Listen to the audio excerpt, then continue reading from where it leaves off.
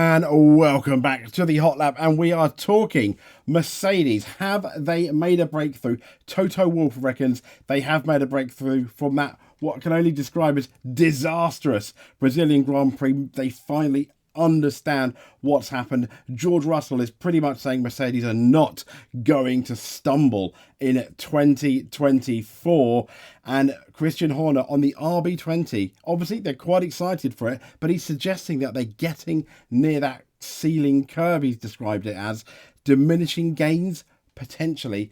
But a lot of people are thinking still the RB20, next year's Red Bull for 2024, is still going to be dominant. But let's get into the Mercedes fix thing. So Mercedes have made a key discovery and can explain the Brazilian Grand Prix disaster. Here on planetf1.com by Mark Scott, a story. So it says Toto Wolff, he's confirmed that the team has found the answers for their woeful Brazilian Grand Prix. And as we know, Sao Paulo, basically, after qualifying, which looked a bit meh, but not as disastrous as the race, yeah, Mercedes pretty much they had 5 reverse gears and about 2 forward ones.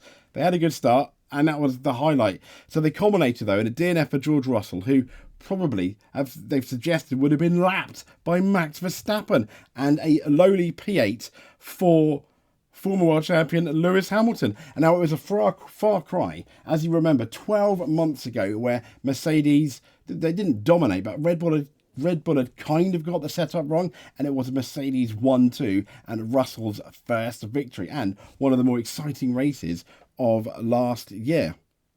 And who can forget Lewis Hamilton's epic victory in 2021? But this shocking display left everyone from the team to themselves and the media and fans, it says, searching high and low for answers in an attempt to try and explain what on earth went wrong for the once mighty F1 team. Absolutely, yeah, they were mighty once, unflappable, unbeatable. I mean, this is the team that didn't concentrate too much on pit stops because, hey, they didn't need to because they were so fast. So, ahead of a huge week for F1, as the Las Vegas Grand Prix comes into full view, Toto Wolff, he's addressed this Brazilian Grand Prix disaster. He said one slight problem, Wolff, though, isn't showing the information that has been collected by Mercedes. He said, after promising performances in the US and Mexico, we didn't perform at our best. Understatement, Toto, very much so. But he went on to say, we have been hard at work to identify the wrong turn we took with setup. We have done that. We understand our mistakes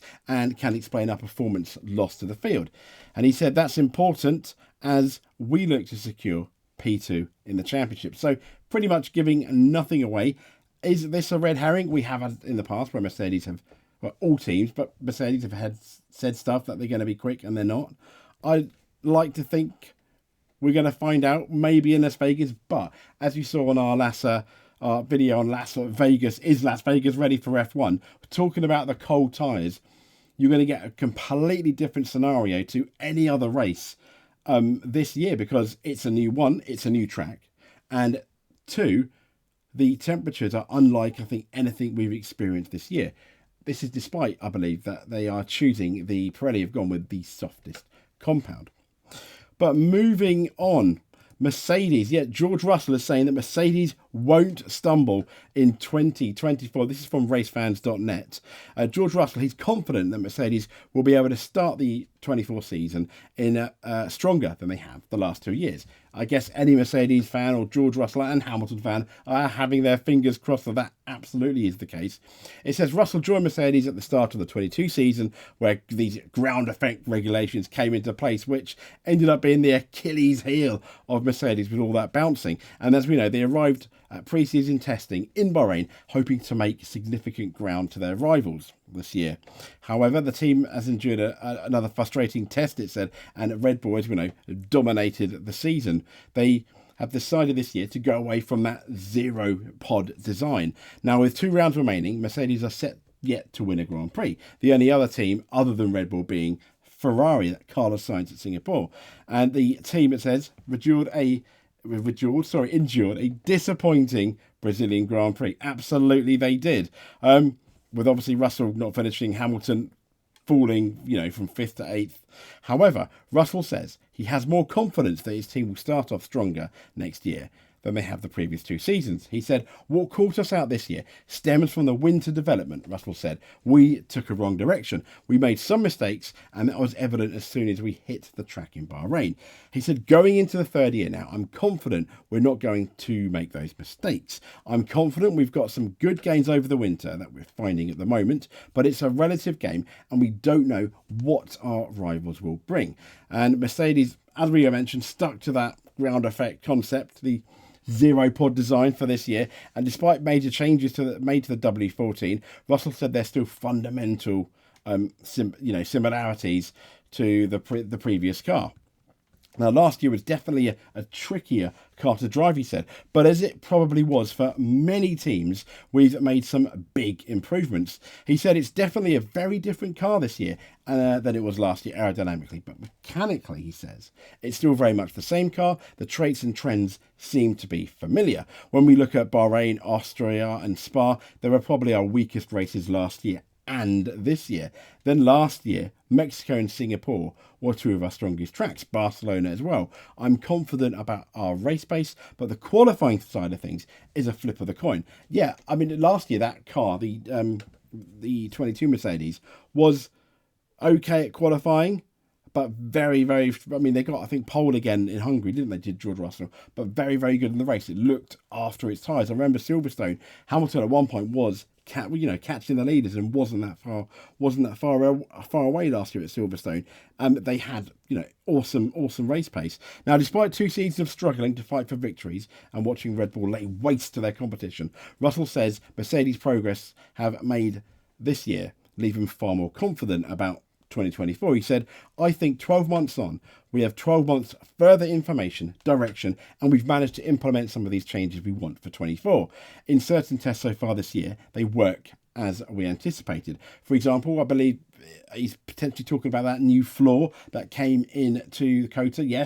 Yes, Lewis was disqualified, but you can't deny that the floor worked. And then he wasn't disqualified in Mexico, but you can make an argument that the floor worked there as well, because he was, I think, the 2nd fastest car, along with Lando Norris, probably maybe just behind him, but he finished 2nd. And Russell went on to say, I think the work we're putting into 2024, we've been a lot more thorough with our assessment of every single decision. The car was nowhere close to where we wanted it to be for last season, and we felt a lot needed to change. We perhaps rushed a couple of decisions without thoroughly testing them. We were just trying many different things, and it was more quantity over quality testing last year, whereas this year we've really nailed down on the direction we want to go. We've thoroughly tested the process to kind of triple check that it's the direction we're taking. Although Russell falls short of predicting that Mercedes will be fighting for next year's championship or draw level, he believes the team will start from a much stronger position. He said, I'm confident 12 months later, we've now 2 years worth of learning. I think and I hope we're not going to be caught out by anything into next year. That doesn't mean we're going to have the fastest car on the grid. It just means we're not going to stumble at the first hurdle. So, fair play for George Russell. Let's hope he's right. Let's hope for a much closer world championship, but this man doesn't want a closer world championship. Yeah, Christian Horner, he's the wind tunnel admission in exciting F1 24 prediction. He's admitted that Red Bull would get towards the top of the curve with their current car concept and expects the field to stretch us more and close up. So this is from planetf1.com again. Red Bull have been Formula One's dominant force since the move to ground effect aerodynamics at the start of last year, and they've pretty much all but won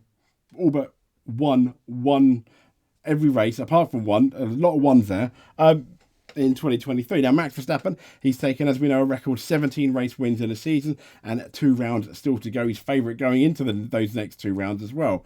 And Horner believes the chasing pack will be able to hunt them down as their current concept reaches its zenith. He admits returns are going to diminish our current concept. He said Red Bull won both drivers and constructors championship seemingly at a canter this season, which allowed them to focus much of their limited wind tunnel on preparing the 2024 Challenger, so they could get their car early, albeit they did have that wind tunnel penalty. Now, given the improvements that many of the teams made, we're looking at you, McLaren, Horner expects Red Bull's rivals to potentially close up at the start of next year. He has spoken previously about the stability of the regulations, offering an opportunity for other teams to converge in pace, and he explained that the level at which Red Bull are operating can only reach a certain height before others will catch up on that concept. He is right. Every time we see a good 3, 4, 5 years of stable regulations, teams do close up. I mean, 2021,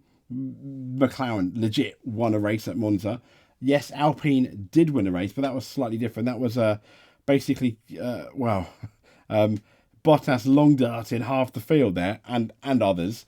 But it was a perfect storm. But still, Alpine had good pace that in 2021 as well, and that was through a period of stable regulations. Albeit they did have one change of regulation, which arguably hurt Mercedes, but nevertheless, it did get us an awesome season. Anyway, this has been the Hot Lap.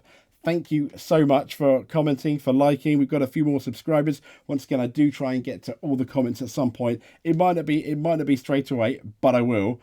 And hey, if you made it to the end, you're a champion. If you either liked, subscribed, any of those two, and made it to the end, or any of those two, you are a multiple F1 champion in my eyes. Thank you very, very much. We'll be with you soon next week, Monday. I mean, we're recording this on Sunday the 12th, but you will probably be hearing it on Monday. But if you are, it's going to be race week, and we'll have another video out as well. Thank you very much. Speak to you soon.